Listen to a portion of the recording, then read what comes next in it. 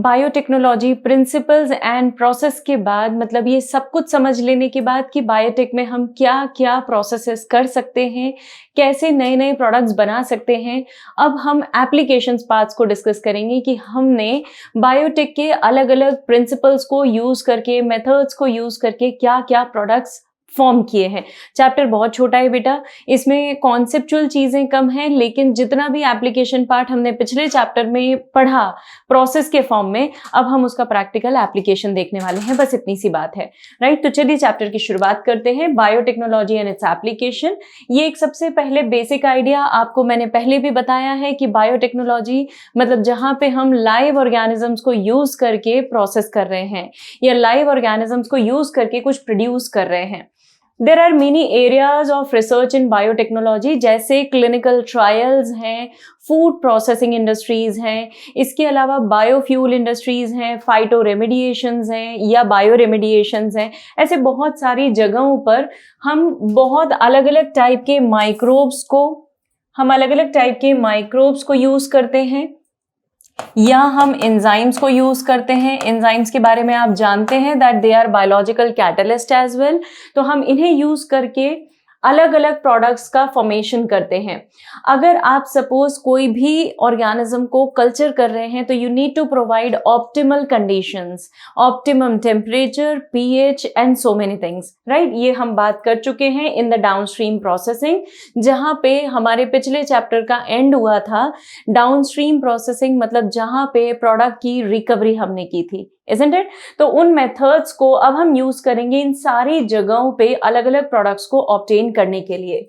तो देखिए, जो हमने लास्ट चैप्टर में पढ़ा था वो ये सीक्वेंस था, rDNA technology, recombinant DNA technology. और अब जो इस चैप्टर में हम पढ़ने वाले हैं वो हम प्लांट एग्रीकल्चर, क्रॉप इंप्रूवमेंट पढ़ेंगे, थोड़ा सा हिस्सा एनवायरमेंट का आएगा। इसके अलावा एनिमल ब्रीडिंग एग्रीकल्चर, ये बहुत ज्यादा हम नहीं डिस्कस करेंगे, हार्डली कुछ एक पार्ट आएगा, इसमें रोजी काऊ के बारे में डिस्कस करेंगे। हेल्थ एंड फार्मास्यूटिकल्स में इंसुलिन के बारे में डिस्कस करेंगे, मतलब एक ऐसा इंसुलिन जो कि बायोटेक्नोलॉजिकल प्रोडक्ट है जो हमने फॉर्म किया है, हमने बनाया है। एंड देन फूड टेक्नोलॉजी का डायरेक्ट एप्लीकेशन एनसीईआरटी में अभी मेंशन नहीं है, but yes we have produced bio fortified crops, वो भी हम फूड टेक्नोलॉजी में यूज करते हैं। हम जो कहना चाहिए जो बायोटेक्नोलॉजिकली इंपॉर्टेंट मिल्क है जो कि रोजी काऊ से मिलता है, वो भी हम इसमें इंक्लूड करते हैं। So we will see one by one everything. Molecular diagnosis में हमने जैसे एलाइजा टेक्निक है जो आजकल हम बहुत फ्रीक्वेंटली यूज कर रहे हैं एड्स के पेशेंट में एचआईवी का प्रेजेंस देखने के लिए। सो ये सारी टेक्निक्स मॉलिक्यूलर डायग्नोस्टिक टेक्निक्स में आती हैं, राइट। चलिए, तो अब अगर एग्रोकेमिकल बेस्ड इंडस्ट्रीज में मैं ऑर्गेनिक एग्रीकल्चर की बात करूं तो बायोटेक्नोलॉजी का कम एप्लीकेशन है बेटा ऑर्गेनिक फार्मिंग में, ये ध्यान रखिएगा। कभी भी हम जेनेटिकली मॉडिफाइड क्रॉप्स के साथ ऑर्गेनिक फार्मिंग नहीं करते हैं।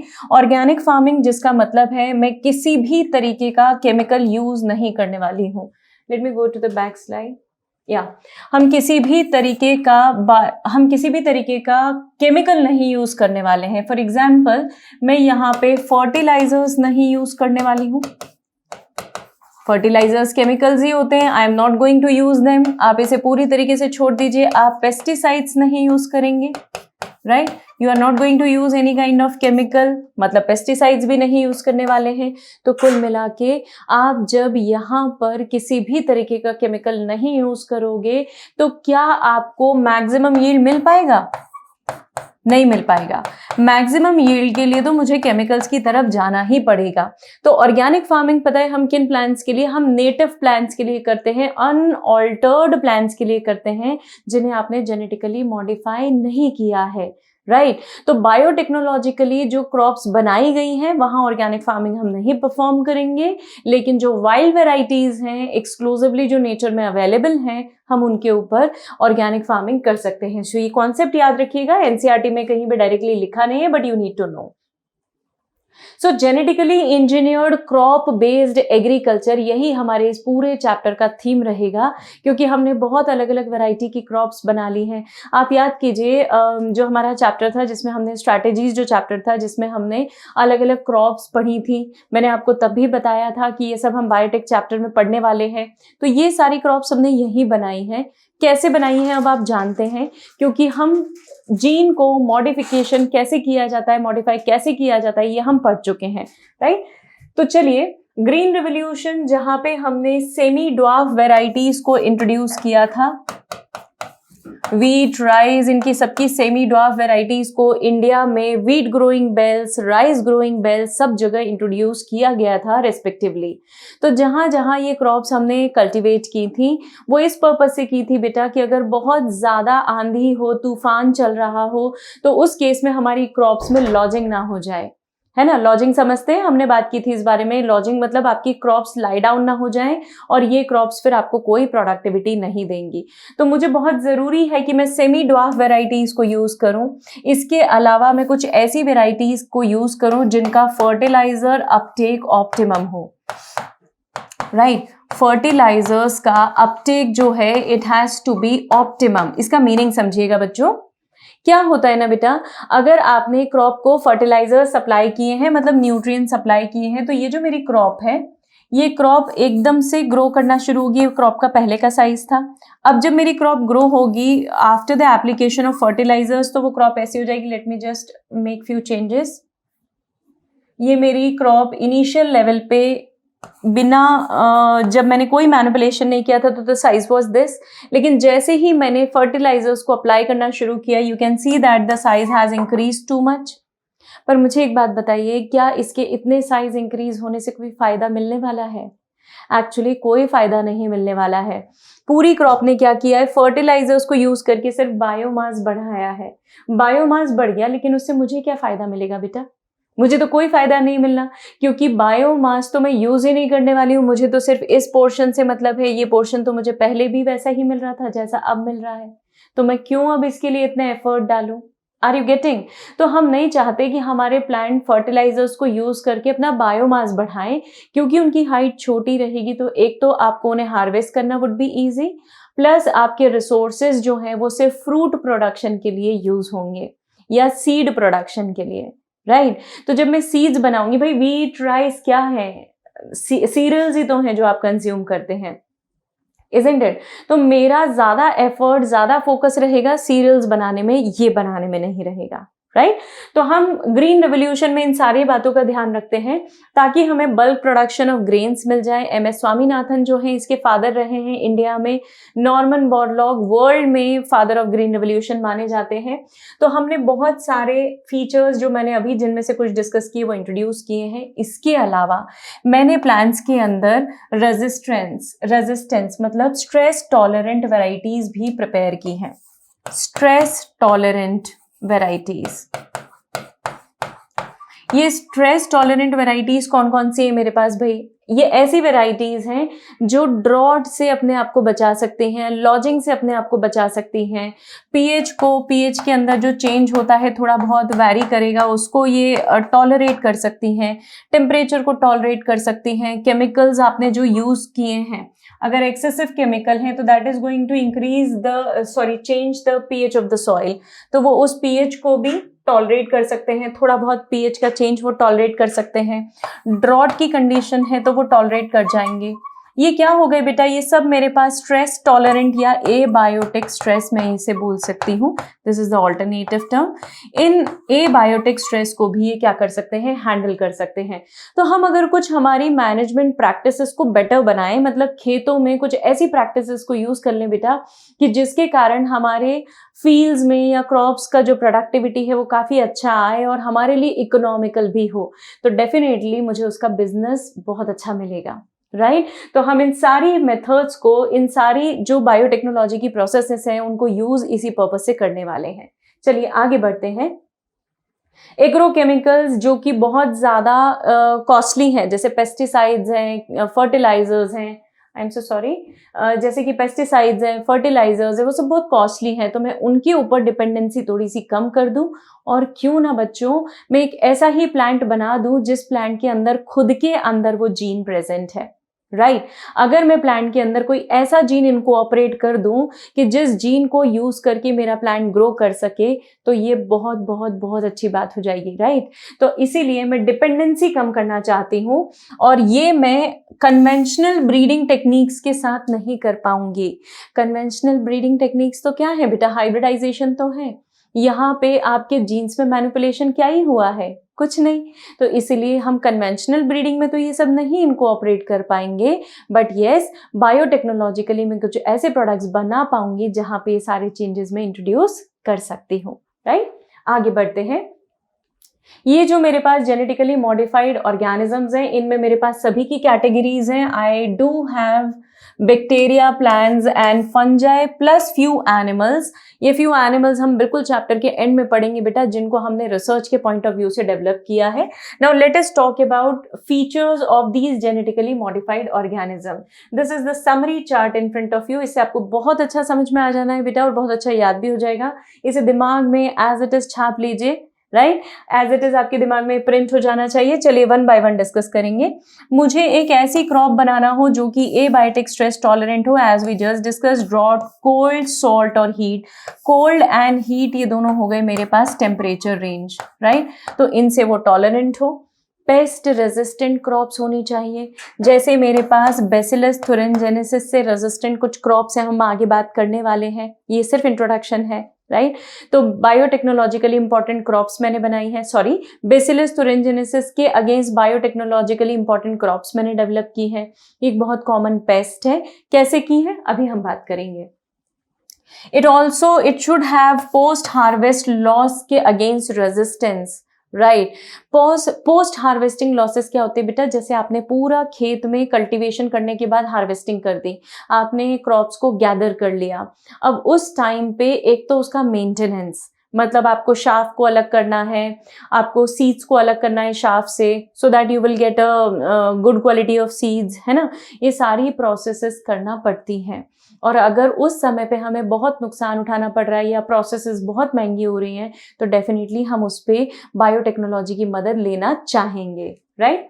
इसके बाद increased efficiency of mineral usage by the plants, as we just discussed, कि मैं ऐसे प्लांट्स नहीं चाहती जो मिनरल पे डिपेंडेंसी शो करते हो, क्योंकि क्या होगा बेटा, अगर बहुत ज़्यादा मिनरल्स पे डिपेंडेंसी होगी ना तो आपका खर्चा बढ़ेगा, आपको तो बहुत सारा फर्टिलाइजर्स देना है, आपको तो बहुत सारा पेस्टिसाइड्स देना है, पेस्टिसाइड्स हमें भी नुकसान पहुंचाएंगे, फर्टिलाइजर सॉइल के माइक्रोब्स को नुकसान पहुंचाएंगे, तो मुझे ये नहीं करना है। इसीलिए मैं क्या करूँगी, अपने प्लांट्स की जो एफिशिएंसी है, कुछ ही केमिकल डालिए, लेकिन ऐसा केमिकल डालिए और आपका प्लांट ऐसा हो कि उसे 100% अब्जॉर्ब कर ले।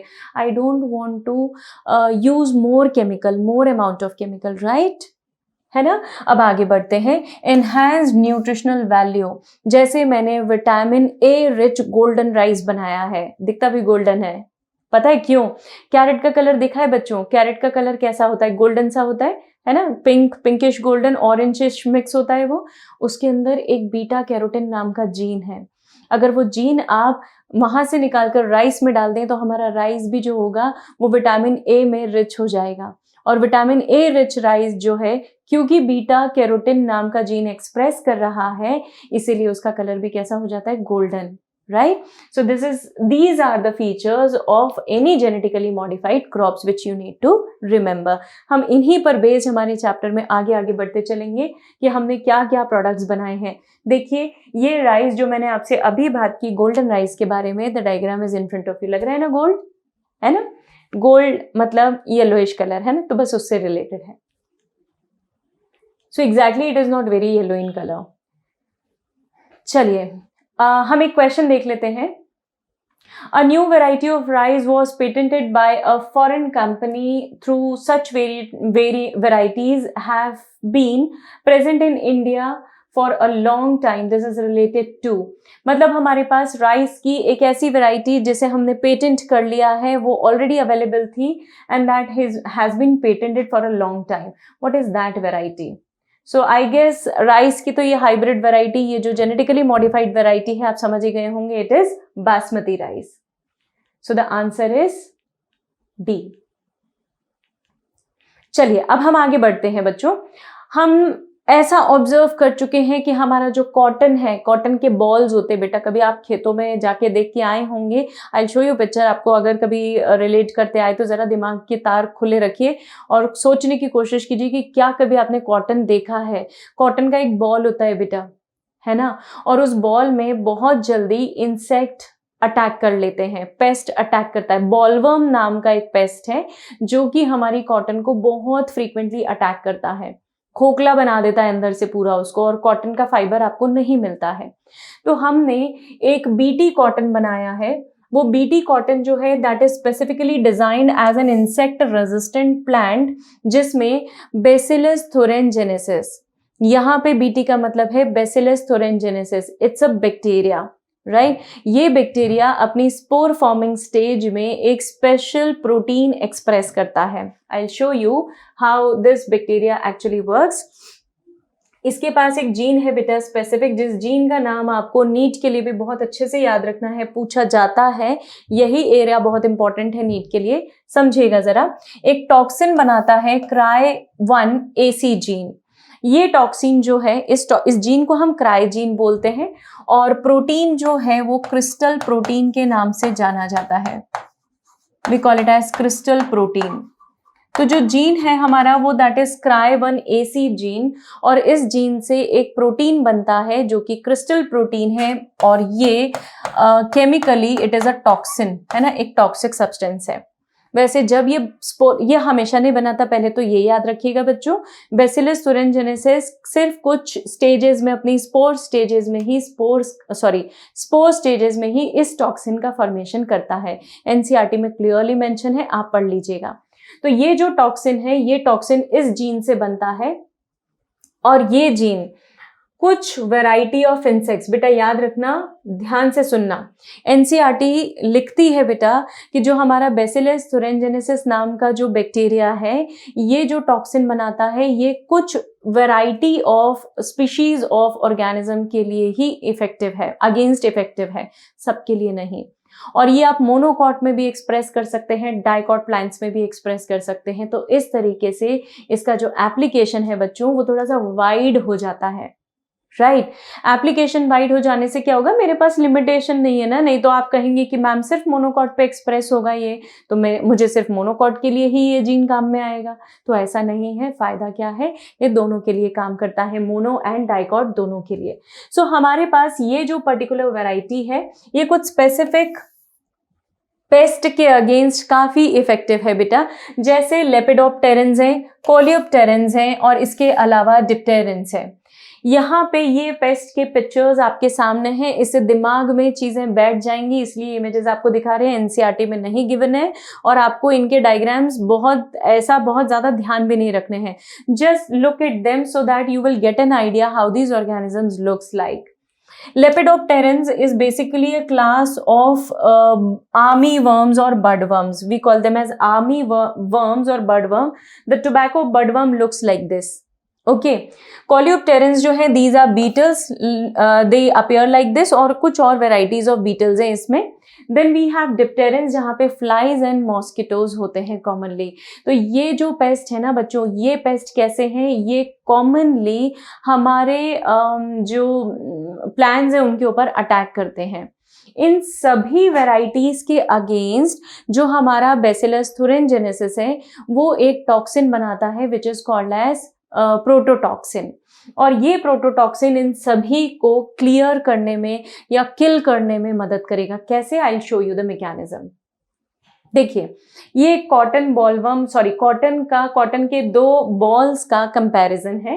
This is one flower of cotton and this is another. ये इन्फेक्टेड है तो ये ब्लूम नहीं कर रहा है, इसमें फाइबर्स नहीं है। You can see the mark over here. ये मेरा फ्रेश है, हेल्दी है, जिसमें आपको फाइबर्स जो है वो बहुत क्लियरली प्रॉपरली दिखाई दे रहे हैं। सो अगर डिस्ट्रॉय करेगा बॉलवर्म तो वो इस तरीके से दिखेगा, नहीं करेगा तो it would appear healthy like that. Let us see how this BT toxin is, जो हमारा BT जीन है that is effective against all these pests. कुछ और भी genes हैं, not only this is gene which is effective, there are some other genes also, जैसे Cry1AC gene, Cry2AB gene, Cry1AB gene. Remember the name. Cry1AC, 2AB and 1AB. All these genes, they are effective against corn borer. It looks like this. है ना, इल्ली जिसे हम बोलते हैं हमारी भाषा में। तो वो जो है वो एक बहुत कॉमन वर्म है जो मोस्टली इन कॉर्न्स को अटैक करता है और उन्हें खत्म कर देता है, किल करता है। सो कुछ और एग्जाम्पल्स हैं जहाँ जैसे बीटी राइस है, बीटी कॉर्न है, टमेटो है, पटेटो है, इवन बीटी ब्रिंजल भी बनाया गया था बेटा, अभी बैन है क्योंकि it was found to be cancerous, so we don't use it now, we don't have it in market right now, but all these varieties are existing in the market, you can search them, and these all varieties are resistant against all these class of pest, right क्यों resistant है? क्योंकि इन सब के अंदर वो gene expressive है which is called as bacillus thuringiensis, के अंदर से निकाला हुआ gene. So all these are biotechnologically modified crops, right, GM crops. Now see how this toxin acts, है ना, ये काम कैसे करता है. तो पहले हम इसे डायरेक्टली समझेंगे बेटा, उसके बाद फिर मैं आपको डायग्राम से भी समझा दूंगी.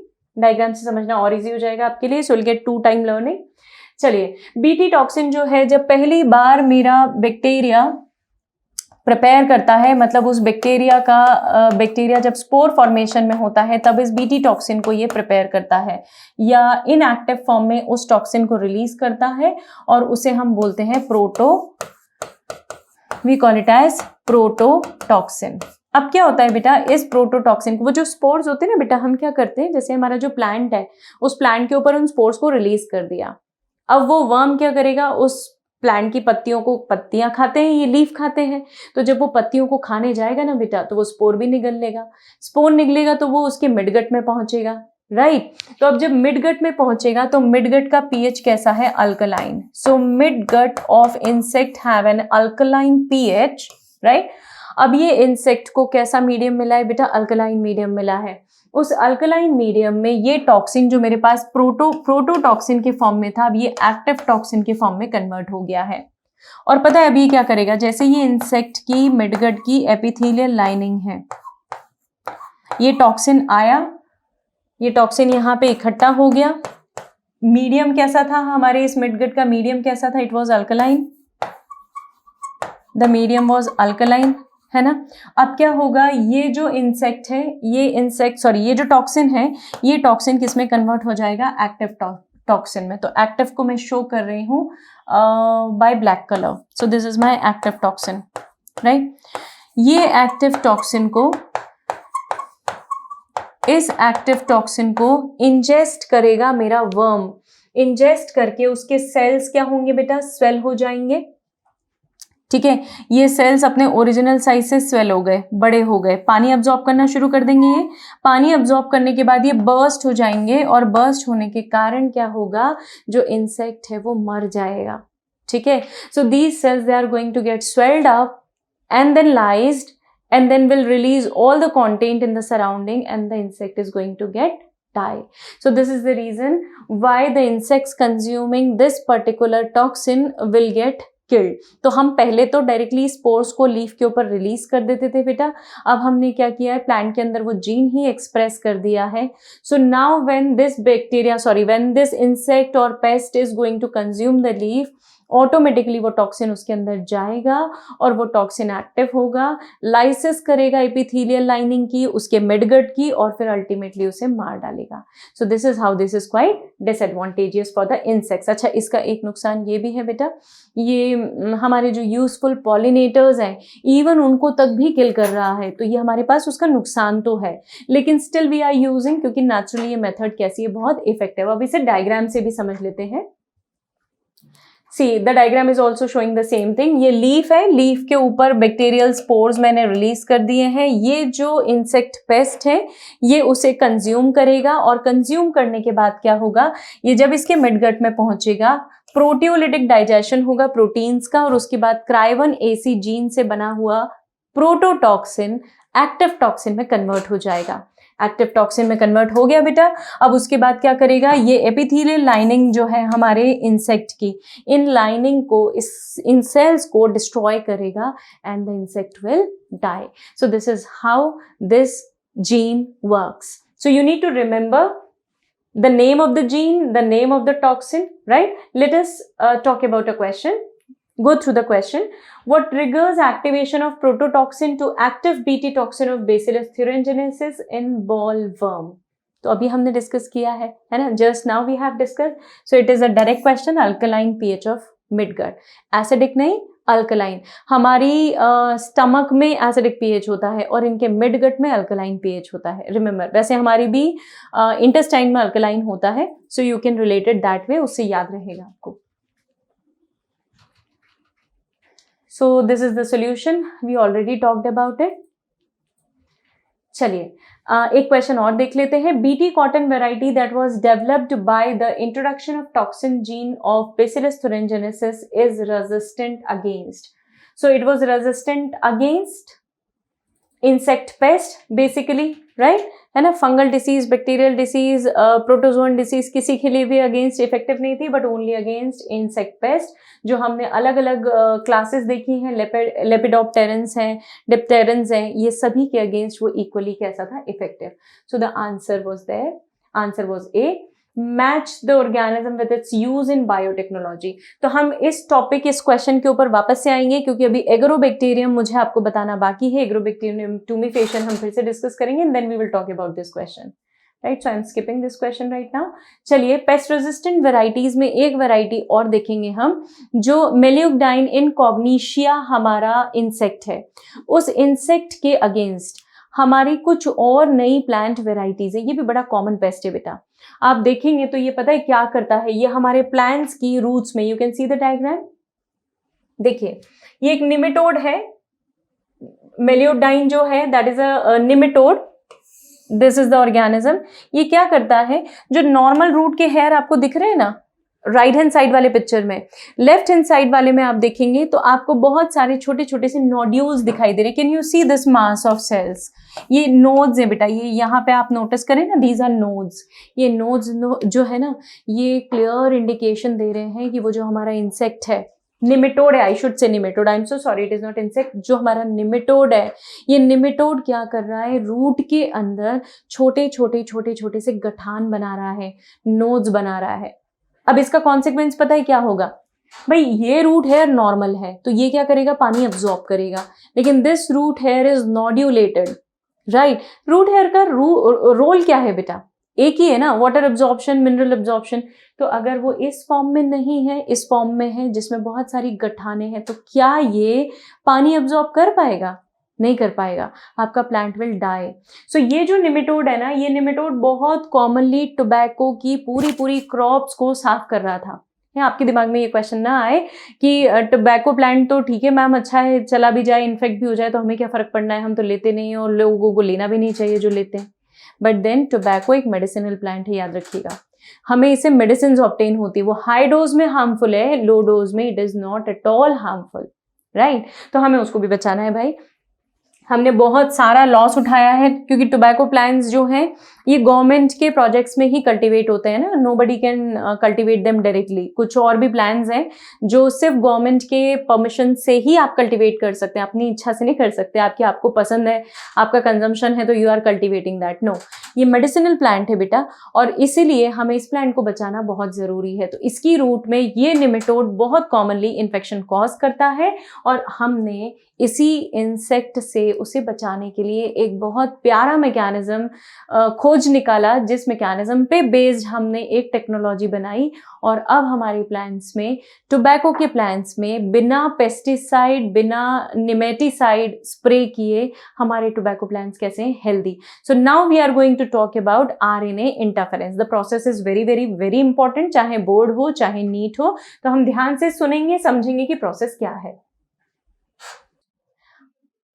हम RNA इंटरफेरेंस के लिए जो टेक्निक यूज़ करते हैं वो अब हम डिस्कस करने वाले हैं कि हमारे टोबैको प्लांट्स में इस पर्टिकुलर निमेटोड से इसे बचाने के लिए हम क्या क्या मेथड यूज़ कर सकते हैं, और कैसे हम जो RNA है उस RNA की साइलेंसिंग, मतलब RNA को इंटरफियर किया जाता है, RNA को साइलेंस किया जाता है, so that this RNA is not going to form the proteins. और इस तरीके से RNA साइलेंसिंग करके हम क्या करते हैं, हमारे प्लांट के अंदर वो प्रोटीन एक्सप्रेस नहीं होने देते। कैसे, मैं दिखाती हूँ आपको।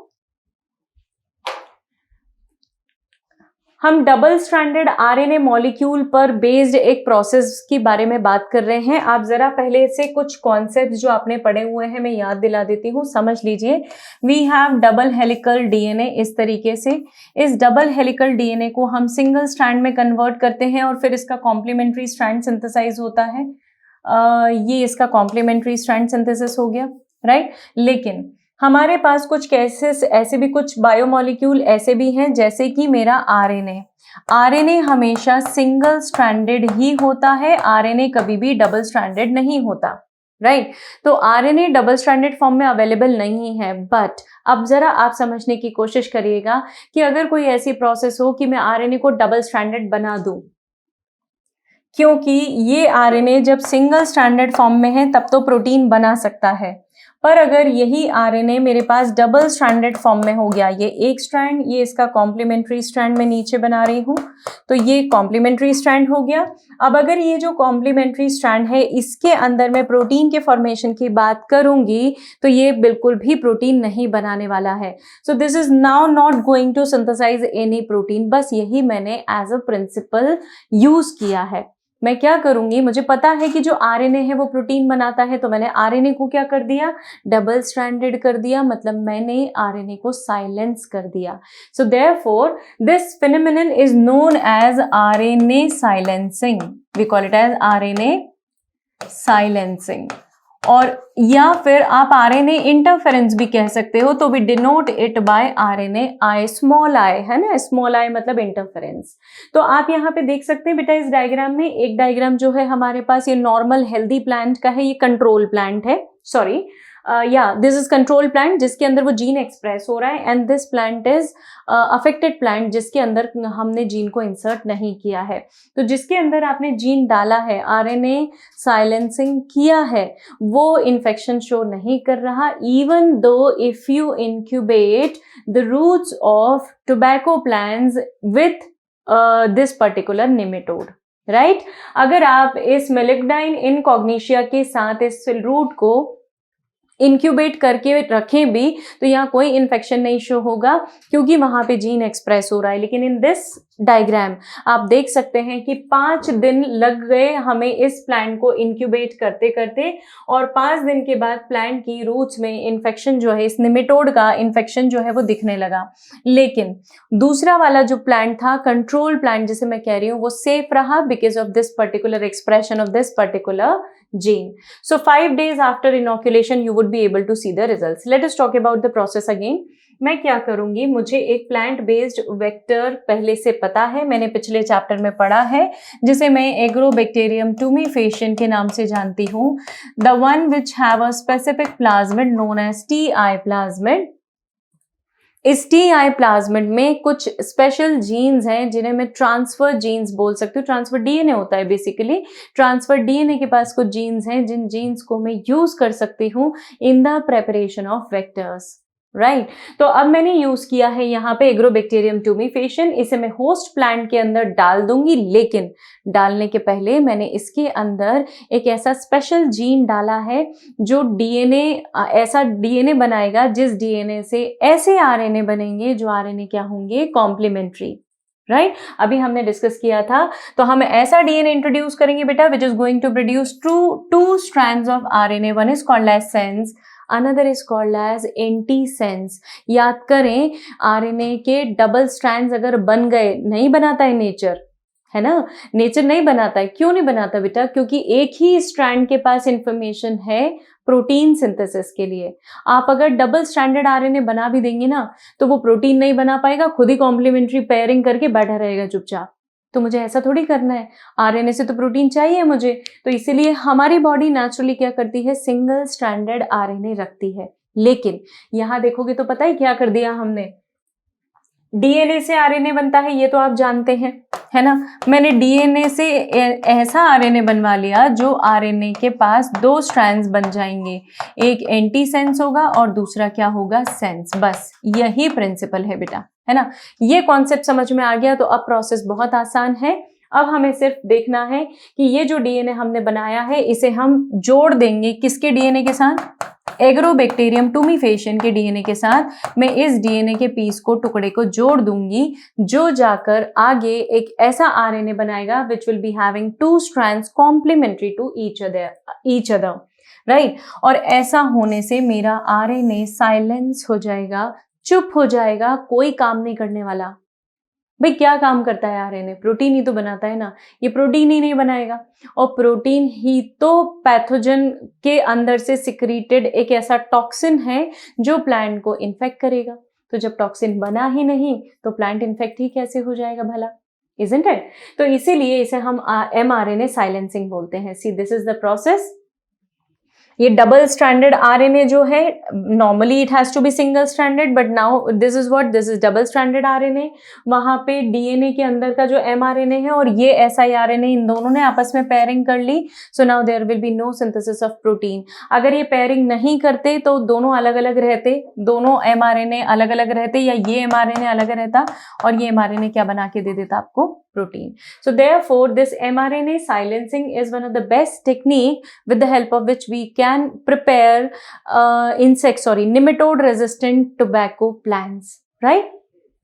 एक क्वेश्चन देख लेते हैं, इनमें से एक कॉन्सेप्ट अभी हमारा जस्ट डिस्कस करना बाकी है। BT cotton is of course prepared by using the gene of Bacillus thuringiensis. Adenosine, ये मैं आपको बता देती हूँ, ये हमें अभी और डिस्कस करना बाकी है। जीन थेरेपी में यूज होता है एडेनोसिन डीअमीनेज डेफिशिएंसी, जो ही हमारा टॉपिक रहेगा। आरएनए इंटरफेरेंस साइलेंसिंग है, जिस आरएनए इंटरफेरेंस के कारण क्या होगा, अल्टीमेटली मेरा जो प्रोटीन है वो सिंथेसिस नहीं होगा। In PCR would be for the detection of HIV infections, right. This adenosine is gene I'm so sorry, I'm again coming back to the slide. So this is the question and these are the options. So BT cotton matches with the Bacillus thuringiensis, adenosine matches with the gene therapy, RNA interference matches with the cellular defense mechanism, right? So the option is A, right? PCR polymerase chain reaction is for the detection of various diseases, जैसा हमने अभी discuss किया था HIV के against, right? So the answer is A. We already talked about the solution.